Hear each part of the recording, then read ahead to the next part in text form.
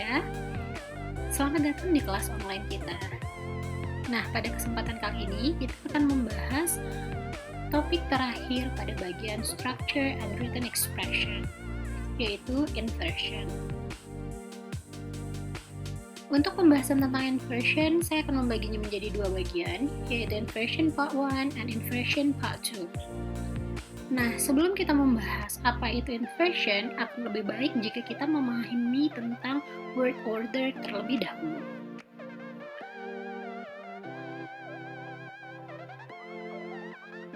Word order.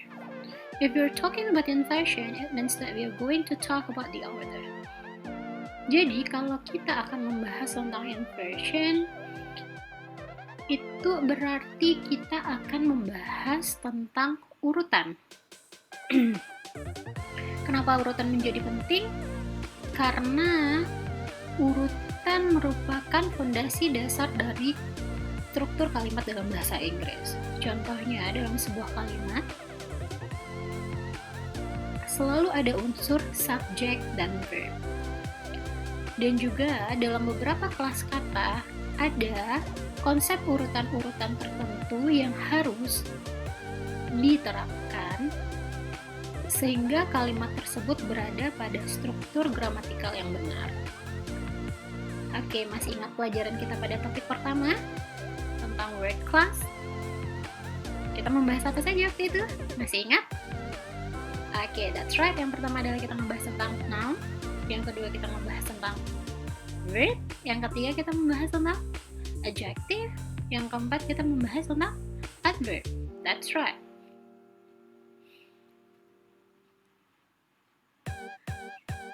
Nah, sekarang saya akan menampilkan beberapa kelas kata yang mempunyai urutan tertentu yang sering muncul dalam soal-soal TOEFL. Okay, so for the first part, we're going to discuss about word order. Pertama, kita akan membahas urutan yang berlaku pada adjective. Oke, kita main tebak-tebakan dulu ya. Nih, di layar kalian sudah bisa melihat ada beberapa kata, ada beberapa kelompok kata, ada... Coba tebak, urutan yang tepat seperti apa? Information important atau important information? Yang kedua, an extremely accurate document atau an accurate extremely document?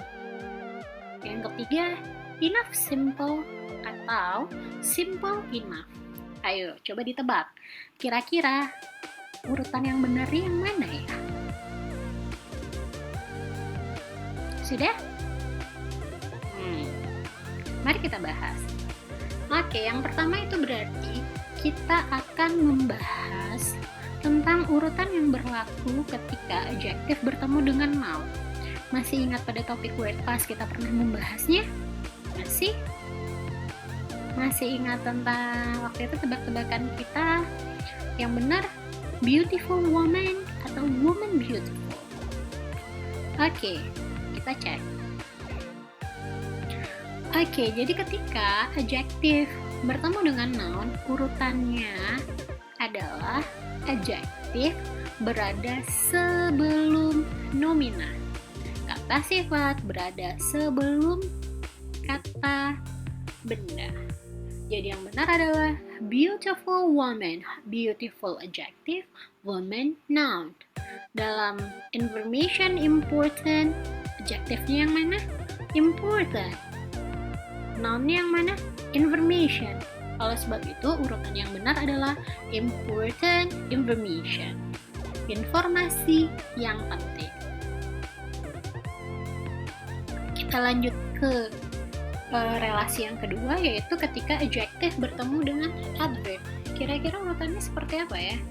Yang benar dari an extremely accurate document atau yang benar adalah an accurate extremely document. Mari kita cek. Jadi ketika kita bertemu Jadi ketika ada adjective yang bertemu dengan adverb, maka urutan yang benar adalah adverb terlebih dahulu, setelah itu baru adjective. Nah, tadi kita bahas sebelumnya, adjective terlebih dahulu, setelah itu baru noun. Jadi urutannya akan seperti apa? Adverb, adjective, noun.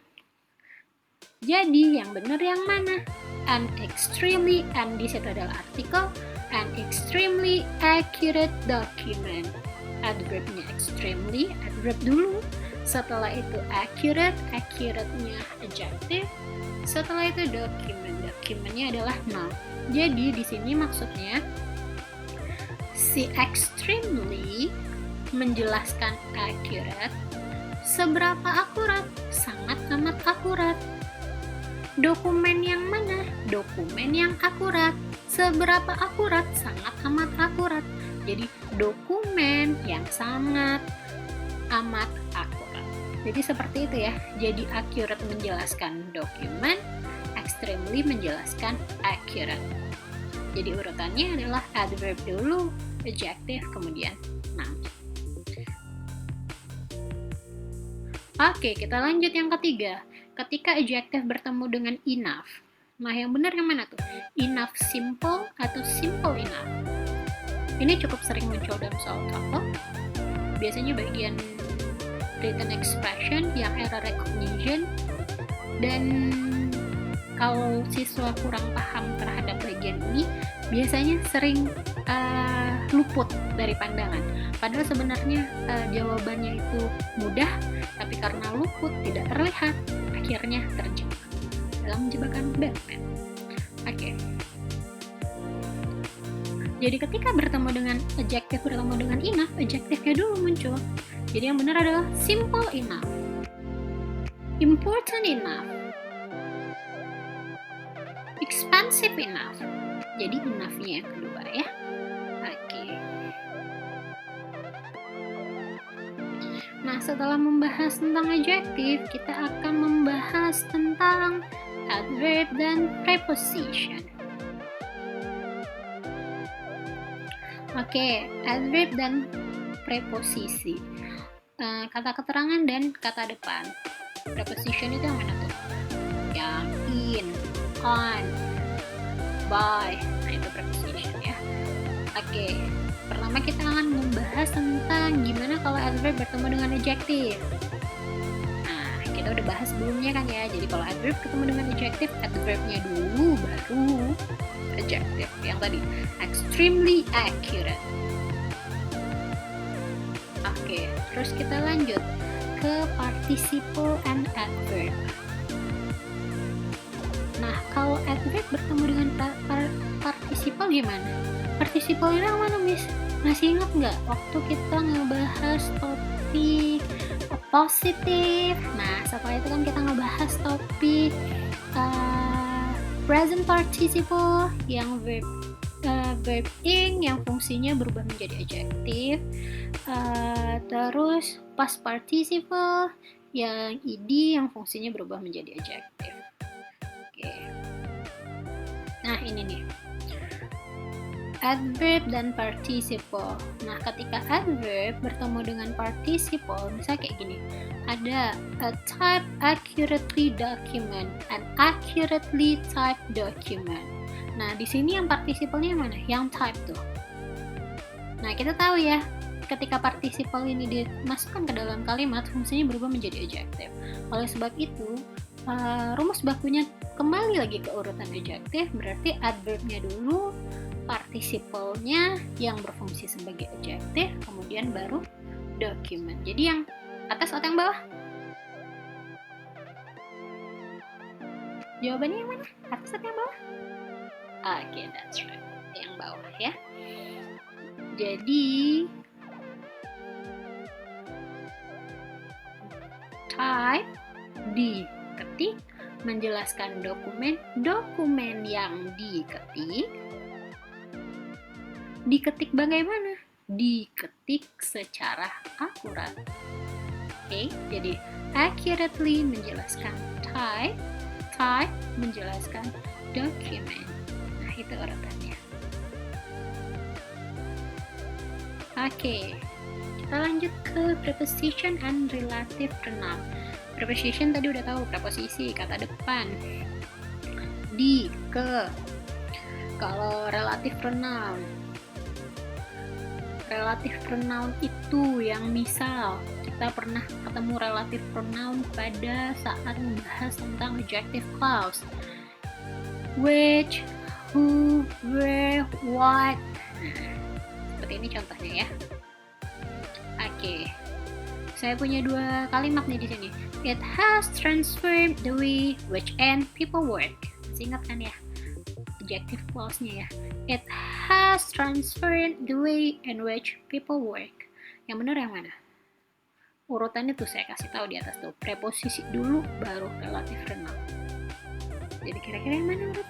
Yang mana jawabannya? Atas atau bawah? Oke, mari kita cek.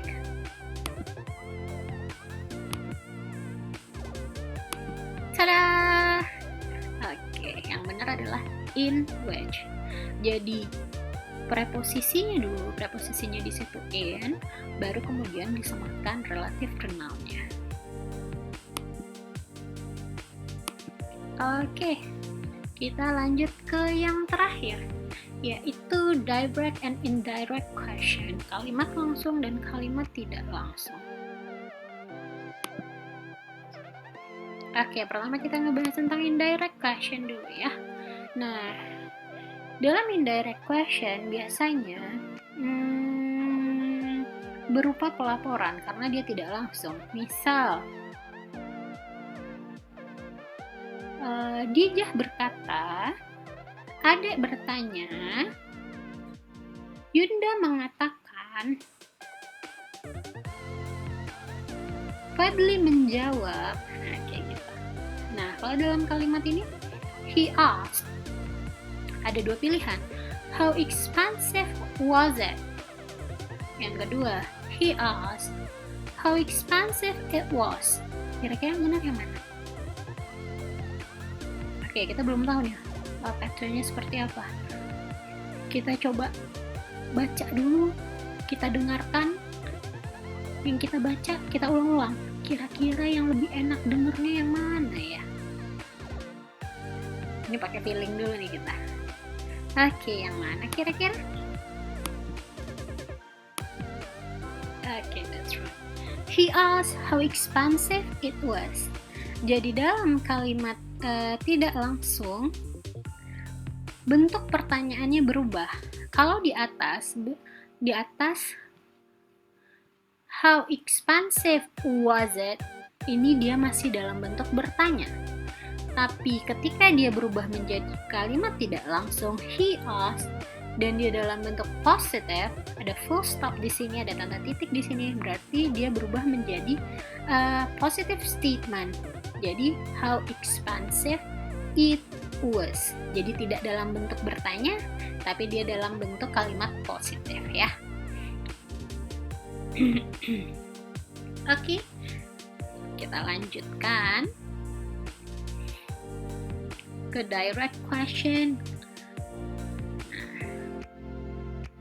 Oke, direct question. Nah, tadi kan kita ngebahas tuh kalimat positif sama kalimat interrogatif. Tadi he asked how expensive was it. Berarti how expensive was it? Itu berarti kita bertanya. Tapi ketika kita menggunakan kalimat tidak langsung, he asked, berarti kita menjadikan kalimat itu sebagai sebuah kalimat positif, tidak interrogatif lagi. Makanya tadi berubah menjadi seperti apa? He asked how expensive it was. Oke, nah kalau direct question berarti kalimat langsung, dia nanyanya langsung. Misal kalimat positifnya, he goes to school every day. Ini kalimat yang selalu berulang dari zaman kalian SD kah? SMP kah? Oke. Ketika berubah menjadi interrogatif gimana? Jadi kalimat tanya berubah kalimatnya jadi seperti apa? Tuh, tinggal bacain tuh. Does he go to school every day? Nah, yang patut diperhatikan dalam kalimat ini adalah itu yang tadi saya bilang, falling out sekali, urutan. Lihat ketika dia dalam kalimat positif, he berfungsi sebagai subjek, diikuti dengan goes berfungsi sebagai verb. Ketika dia menjadi kalimat tanya, he goes itu kenapa menjadi goes? Karena subjeknya adalah he, orang ketiga tunggal. Kalau negatifnya jadi apa nih di sini? He doesn't go to school every day. Kita membutuhkan sebuah auxiliary does, penanda bahwa dia adalah orang ketiga tunggal. Oleh sebab itu, ketika dalam kalimat tanya, maka does-nya akan maju ke depan. Does he go to school every day? Nah, yang harus diperhatikan di sini adalah urutannya langsung berubah. Subjek tidak lagi di depan. Subjek didahului oleh auxiliary verb, kata kerja bantu. Auxiliary paling depan, kemudian subjek, kemudian go. Verba dasarnya. Jadi, does he go to school every day?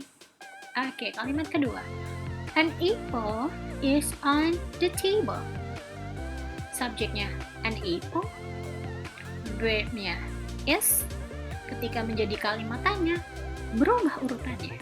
Is an apple on the table? Verbnya maju, kemudian diikuti oleh subjek, menjadi kalimat tanya.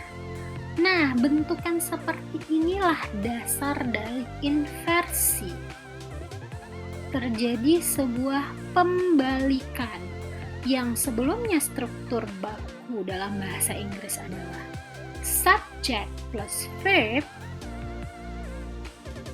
Because they are inverted, karena mereka diinversi, maka urutannya berubah. Subject plus verb menjadi verb plus subject atau auxiliary verb plus subject plus verb. Oke? Semoga semuanya paham ya dasar dari word order yang kita bahas sekarang. Oke, kita lihat lagi nih kalimatnya dengan lebih jelas di layar. Oke, jadi itu beberapa word order yang harus kita pahami karena cukup sering muncul dalam soal-soal TOEFL yang berkaitan dengan adjective, berkaitan dengan verb and preposition, yang berkaitan direct and indirect question. Jadi di direct question kita paham bahwa di situ terjadi inversion karena sebuah kalimat diubah dari kalimat positif menjadi kalimat interrogatif. Kalimat tanya. Ada terjadi pembalikan. That's the inversion. Oke, kita akhiri dulu part 1-nya dan kita akan lanjut ke part 2-nya. Terima kasih.